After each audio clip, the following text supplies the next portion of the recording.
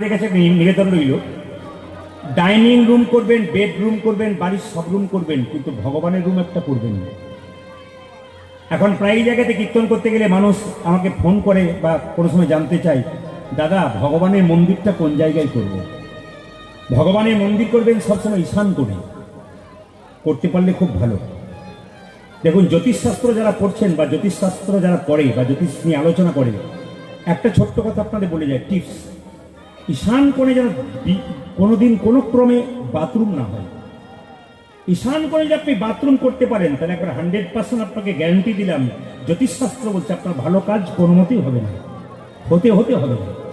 এই যে যারা নতুন বাড়ি করবেন তাদের বলবো, ঈশান কোণে কিন্তু বাথরুম নয়, ঈশান কোণে ভগবানের মন্দির তৈরি করবেন। অনেক জায়গায় যাই, কিছু মনে করবেন না, অনেক জায়গায় যাই তো দেখতে পাই যে দরজা ঢুকবার আগেই রাধাকৃষ্ণের মূর্তি এঁকে দিয়েছে। আমাকে বলে, দেখুন দাদা, দরজার সামনে রাধাকৃষ্ণের মূর্তি এঁকে দিলাম।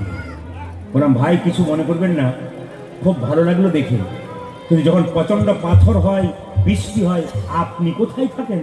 বলে, আমি তো ঘরের ভেতরে থাকি। আর উনি কোথায় আছেন? বলে, উনি তো ওইখানে আছেন। উনি দেখবি পাথর খাক আর জলে ভিজুক, আর আপনি ঘরের ভেতরে বসতে। মানে কত বড় অন্যায় আমরা করছি দেখুন।